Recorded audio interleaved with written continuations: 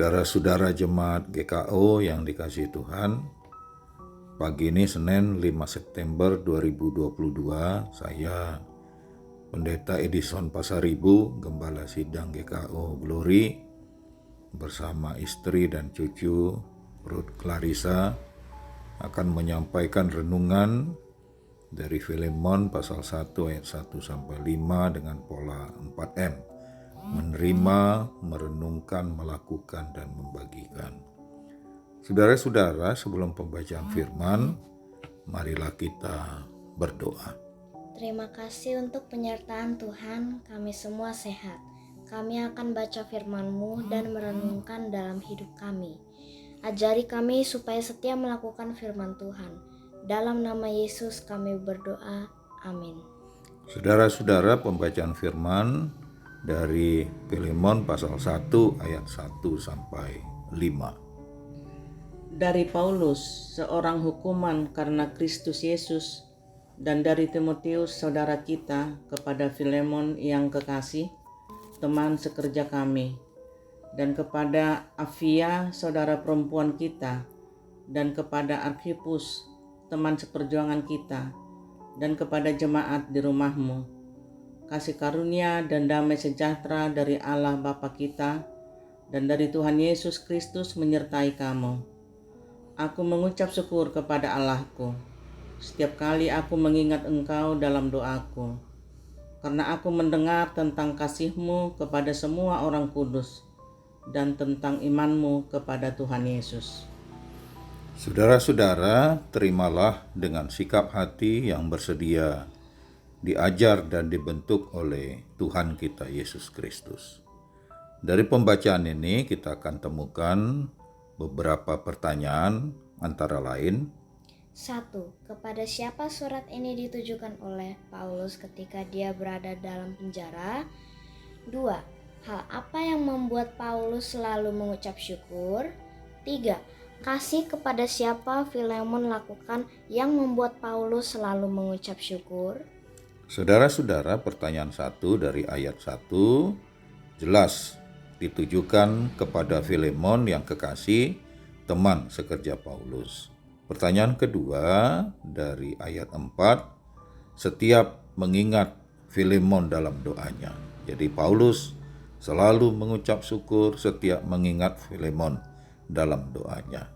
Dan yang ketiga ayat 5, jelas kasih kepada siapa Filemon lakukan, yakni kasih kepada semua orang kudus, terutama tentang iman Filemon kepada Tuhan Yesus. Saudara-saudara, kita akan masuk dalam pengajaran dan renungan. Kata mengasihi atau kasih, bahasa yang mudah diucapkan tetapi sulit untuk dikerjakan. Sering jadi moto atau slogan kerja gerejawi maupun lembaga-lembaga bisnis. Tetapi ternyata beda dalam praktek, terutama dalam hubungan antar sesama. Sering kita lihat umpamanya moto, slogan gerejawi maupun lembaga bisnis yang mengambil kata kasih, seperti antara lain, mari kita saling mengasihi, kasihi sesamamu, kasih adalah sukacita, dan slogan-slogan lainnya. Yang pasti seharusnya kita bisa saling mengasihi kalau benar-benar tulus dan keluar dari iman yang dewasa. Saudara-saudara, surat Rasul Paulus kepada Filemon mengutarakan perlunya mengasihi dalam tindakan. Paulus memuji Filemon, seorang pemimpin jemaat, karena iman dan kasihnya yang dibagikan secara nyata di antara jemaat Tuhan. Keluarga Filemon menjadi berkat bagi persekutuan orang-orang percaya, dan rumah mereka menjadi salah satu tempat jemaat beribadah. Karena pada waktu itu belum ada bangunan resmi sebagai gereja karena adanya tekanan dan penganiayaan secara sporadis terhadap kekristenan. Agaknya penentangan terhadap kehadiran orang Kristen dan berdirinya gereja-gereja sesuatu yang biasa yang dapat kita saksikan di berbagai tempat sampai saat ini, baik di luar Indonesia maupun di Indonesia sendiri, yang katanya sangat majemuk dan seharusnya perbedaan sangat dihargai, diterima, dan dihormati. Betapa menyenangkan bagi Paulus ketika mendengar bahwa Filemon memiliki kasih yang sangat besar terhadap pekerjaan Tuhan. Ini sangat menyukacitakan Paulus. Sukacita surgawi harus selalu menjadi milik kita apabila mendengar dan menyaksikan pekerjaan Tuhan dalam diri orang lain.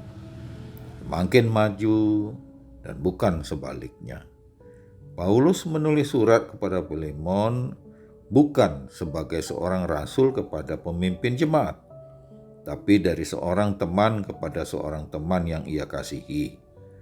Sebagai seorang saudara, bukan perintah tetapi meminta. Penerimaan Paulus kepada keluarga Filemon sebagai seorang saudara menunjukkan sebuah hubungan yang akrab dan menggambarkan karakter Paulus sebagai seorang penerima.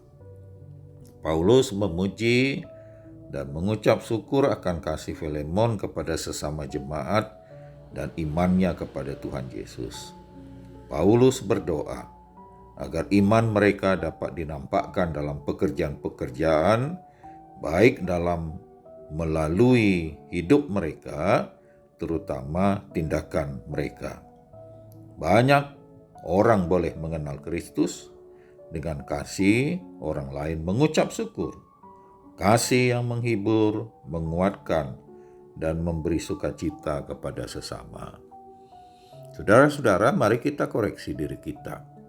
Apakah kita sudah sungguh-sungguh hidup dalam kasih yang benar?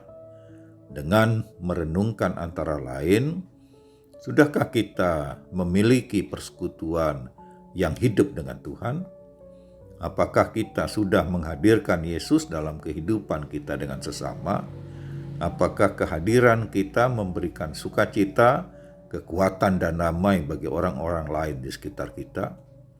Mari kita berdoa supaya kasih yang kita katakan bukan hanya dalam niat atau slogan, tetapi berangkat dari iman, ketulusan, dan bukti nyata. Bukan karena kepentingan, bukan karena ambisi sesaat, dan bukan karena adanya hal-hal lain di baliknya. Sehingga kebencian dan antar sesama yang saling menghancurkan harusnya kita tinggalkan. Saudara-saudara yang dikasihi Tuhan, bagikanlah firman Tuhan bagi setiap orang yang kita temui. Berdoa untuk mereka, kasihi dengan tulus, supaya setiap orang dapat mengucap syukur dan saling menguatkan. Kasih harusnya mau berkorban untuk yang lain, saling mendahulukan dan menghormati, bukan saling mengorbankan, menghancurkan, mempermalukan, dan menyudutkan. Saudara-saudara, demikianlah renungan pagi ini. Tuhan memberkati kita.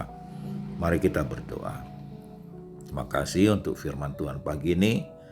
Jadikan kami alat Tuhan yang hidup dalam kasih dan mengasihi yang lain, dan mampukan kami hidup setia di dalamnya.